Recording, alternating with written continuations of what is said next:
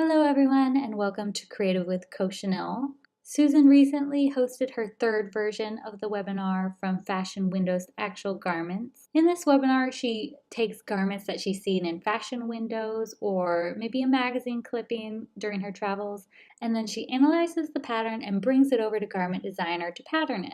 You can see that we have one of these webinar videos available on our website already. We hope to produce more in the future from our live webinars. If you want to sign up for one of our live webinars, go ahead and go to our website and sign up on our newsletter.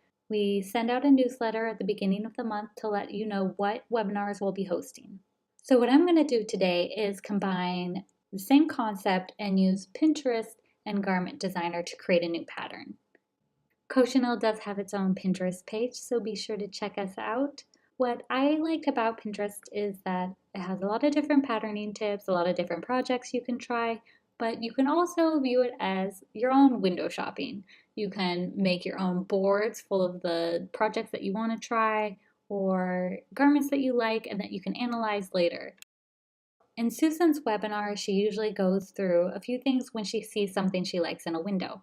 She looks at it, she identifies some of the features of interest that she likes, she starts listing details, and she analyzes them a little more closely to identify any style lines, and she also starts contemplating some measurements just based on those pictures.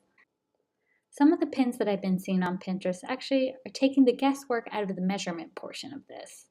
So like Susan's webinar, they have a picture of the garment, and they actually have already plotted out some of the measurements for you. Granted, sometimes you'll need more measurements that are there and it'll take a little guesswork, but they're great starting points. I've included a lot of these pins in our pattern analysis board because that's essentially what they're doing. Just like in the webinar, what they've done is they've taken a picture of a garment, they've analyzed it, and they've created a schematic of the measurements. You can then take these measurements over to Garment Designer and use it as a roadmap to create your own pattern. So for this video, I decided to pick an easy sample. And they've already plotted out what the pattern would look like as well as the measurements. And so I'm just going to go back and forth from the picture in Garment Designer and just match them up. The first thing I'm going to want to do on Garment Designer is change the unit of measurement. So for that, I'm going to go to my options and go to project, and then I'm going to go to centimeters. And I'm just going to do this to make it a little bit easier to transfer over those measurements to Garment Designer since they were in centimeters. I'm actually going to display different pattern pieces. I'm going to go to my display and garment pieces, and I'm actually going to do my right side. One thing I also want to make sure is that I have my symmetry on. So I am going to go to my symmetry options, and I see that both my front, back, and my left-right symmetry are on. You can also tell your symmetry is on by looking at your lower left symmetry symbol and seeing that both these lines are present and that the S is green. I want this on because I want any changes that I make on my front to be made to the back, and same with my left and right side. One thing people get a little caught up on is sometimes they'll turn one of these off and forget to turn it on again, and that creates a problem when you come to matching certain seams. Next, I'm going to go through some of my categories to get this pattern set up. If I wanted to use a custom sloper just so I can see what my body would look like in the pattern that I had brought over from Pinterest, I would go to my size group, go to custom, and then choose my custom sloper. This is going to be helpful since this is a pattern that I'm bringing over from Pinterest. I don't know what size their model is, and I can actually see my body within the pattern that I'm creating here. So if it looks a little too big or too small, I can make some changes on the pattern. But for now, I'm just going to be copying the dimensions on my pattern from the dimensions on the pattern from the Pinterest pin. And if you don't have your dimensions set on, you can go to display and then show dimensions. And now what I'm going to do is I'm going to go and select different styles to get as close as I can to the pattern that I saw on Pinterest. I'm going to use the basic top group since there's not any contouring in the style that I saw. I'm actually going to choose a straight shoulder since it was a blocky style. And for my neck group, we know that it was a V-neck. And for now, I'm going to keep the neck width where it is. If I wanted to make any alterations and play with some variations, I can do that after I'm done with the initial pattern. And for my sleeve group, I'm going to choose attached because I know that's going to give me my kimono styles. And the pattern that I viewed on Pinterest was a kimono style. I'll just have to modify certain points. So now this is where I go back and forth from my picture and garment designer and I start matching them up. Because Pinterest only had the front view of the pattern mapped out, I'm going to just make changes to the front of this pattern. And since I have front back symmetry on, my back is going to update to match to make it easy to sew. Since I have the right front bodice displayed, I'm going to go ahead in a counterclockwise manner and match my dimensions up to the picture. So I'm not going to start here since I don't have that measurement on the picture, but I can go ahead and do the sleeve length, which is going to be 65. So you can either use your dimensions right here to match them up to the picture, or what I'm going to do is I'm going to measure just the seam right here and use my information bar, which says it's 70. So I'm already kind of close. And you'll notice that I temporarily suppressed symmetry. When I press down S on my keyboard, you'll see symmetry turn off because I don't want to measure my back as well. As soon as I take my finger off the S key on my keyboard, you'll see symmetry turns back on. So by holding down the S key while making certain selections, I'm temporarily turning off symmetry in order to measure just those points. Since I see from my information bar on the lower left that this segment length is 70, so I'm going to click away so that I can grab these sleeve points and I'm going to move them over. And there's two ways I can do this. I can start nudging with my arrow keys, which I'm doing right now, or I'm hitting Command Z to undo that. I can move them with my mouse, and right now I'm holding the Shift key down on my keyboard so that when I move these points, they only go in 90-degree angles. So they'll either go straight up and down or straight to the side. That helps me maintain straight angles when I'm moving these points. Otherwise, sometimes I might be able to veer off. So I'm holding my Shift key down and I'm moving the points, and now I'm seeing where I'm at again. From here, once I get close enough to the measurement, I start nudging with my keyboard, and then I retake the measurement.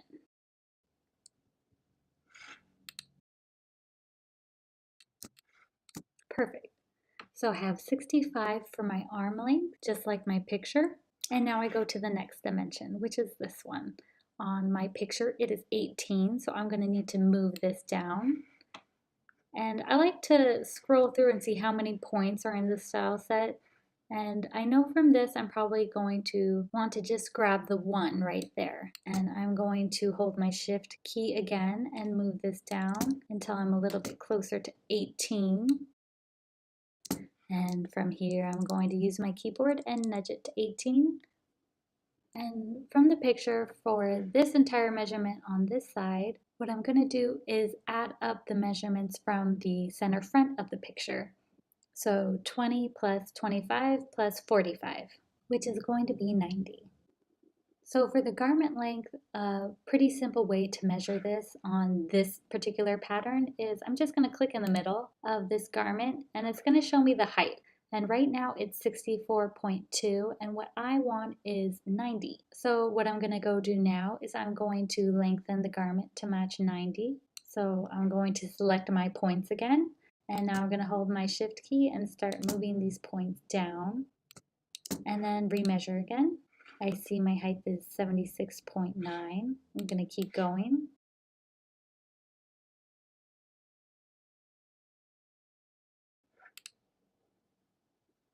And one thing you want to do when you're trying to make a pattern from a photo or a garment that you've seen in a store window is you kind of want to compare your body to the body of the picture or the model. And what I mean by that is I know on my sloper, this is going to be my hip depth. I can kind of guess on this picture that her hip is right about here. And I'm looking and seeing if from her hip to her hem length is similar to what I'm seeing on the pattern. And you can use different reference points from the picture. I mean, she's a little slouched here, so maybe it's 3 to 5 inches from her fingertips to the center front of the hem. And you want to ask yourself, well, where do I want my hem to be? How much further down from my fingertip length do I want my hem to be? And so for now, I'm just going to copy the garment as is, but these are all changes that you take into account later. Now I have these measurements matching up to 90 centimeters. And once again, how I check that is I just clicked in the center of the pattern. And since the height is measuring from the tallest point of this pattern to the lowest point of this pattern, I just go to my height and I see that I've reached 90, which was the same garment length from the photo. So now I'm going to do the width of the hem. So both of these measurements. On the photo, this was 15 and this was 60. So what I'm going to do is grab these 2 points and start moving them over. And I'm still holding my shift key to keep that hem straight. And now I'm going to go ahead and nudge with my keyboard. And now I have 15 and 57.7. Now this is very minor on this pattern, but you'll notice that on the picture, it did not have this neck width measurement. So I left it alone and I skipped to the arm length. But now I can see the inconsistency. I can see that this is not 60, but this is 15. So how do I get this to be 60? Since I know I had already made my shoulder seam length and my arm length to be what I wanted it to be, I'm going to go ahead and select my entire arm and the rest of the pattern and exclude the center front, and I'm going to nudge it over till that gets to be 60. And you'll see that that widens the neck up a little bit. So even though they omitted this measurement in the picture I was using, I can still find it by cross-checking all my other measurements. And now at this point, I get into some of the detailing of this pattern. For example, on the picture, it gives you this reference point for, I believe it's where a drawstring goes. You can actually use this reference point for whatever you like, whether you want to insert a drawstring there into your pattern, or after you print it out, cut it apart and stitch together different fabric. What I'm going to do is I'm going to use my facing to actually make a reference point for when I print it out. And so from my picture, I can see that from the hem to that drawstring reference point, it's 45 centimeters. And what you need to remember is that you need to select the segment first, because when you go to your additions and you go to add a facings, it's not going to be selectable until you select the segment. So let me go ahead and select my segment. This is going to select both my front and back since I still have symmetry on. And then I'm going to go to my additions, and now you can see this is selectable. I'm going to add my facing, and I'm going to put 45 centimeters. And I want to make sure that I'm selecting the segment from my hem in this case, because that's going to give me a straight line. If I selected it from, let's say, the back up here, it's going to give me a facing that's 45 centimeters from this rounded point and this straight point. So since I'm selecting from the hem, it's going to measure from down here 45 centimeters upwards. And there's my reference point. Next, I'm going to add the pocket that you see in the picture. And for this, I'm going to go ahead and add a pocket from my extras menu. You can use shapes if you like and just create a rectangular shape, but I think pockets are a bit easier because you can actually print out a separate pocket pattern. And you'll see that pockets right here is in gray. That is because it's a title, but you do still have your pocket options down below, which are selectable. So don't be confused if you see that this is grayed out. So I'm going to select front right, and you'll see a pocket appeared right here. And also I have new pocket options on my drop-down menus. And you can go through these and see what kind of pocket you like. Maybe you want to change the style a bit, but I'm going to go ahead and leave it square. And another thing I'm going to do while I'm still here is I'm going to go to the extras menu and I'm going to click separate pattern pieces. This is going to show me the measurements of my pocket as a separate pattern piece. And it's also going to print out a reference point onto the pattern as well. So right now, let me just go right here and make my pattern match the picture. So it's a 20 by 20 square.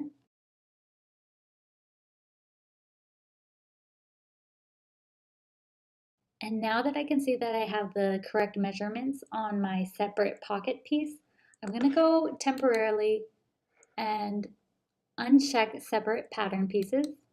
And now I can actually select the pocket on my pattern, and I need to select all those points, and I can move it to where I'm guessing from that picture this could be. And since they didn't have a measurement for that, I'm just going to have to guess and place it where I think it would be in comparison to the picture. And once again, I can go to my extras and separate pattern pieces so that when I go to print out my pattern, this will print separately, but I'll also have a reference point for it on the pattern. One of the last things I'm going to want to add is a cuff. So for this, I'm going to go ahead and use a shape since it's just a rectangle and it's pretty quick to make.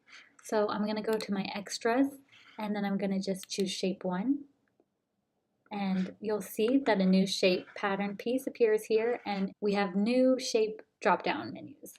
So I'm going to choose my squarish shape, and now I just noticed one of the most important things that I forgot to mention. When you start a pattern, you're going to want to create the file and save it. So I'm going to go ahead and save this pattern now.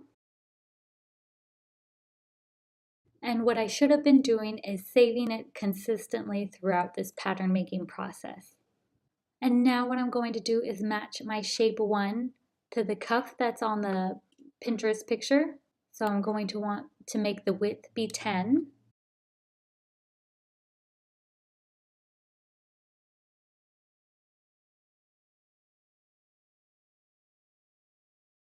Now, if I wanted this cuff to be doubled up, I can change this to 20, or what I can do is when I add my seam allowances, I can leave a seam allowance off one side to know that I want to cut this on the fold.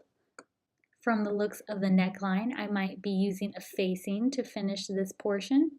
And so what I'm going to do is I'm going to select my front and back neckline, go to additions and add facing, and do a 5 centimeter facing.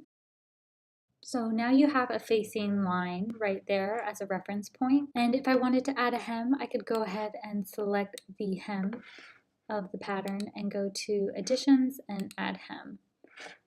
I'll go ahead and make this 5 centimeters. And you can see that it added 5 centimeters to my hemline. Now I want to go ahead and add my seam allowance. And to start off, I'm just going to use a global seam allowance of 1.5 centimeters. And from here, I can actually choose to add custom seam allowances of 0 on the seams that I don't want any seam allowance on.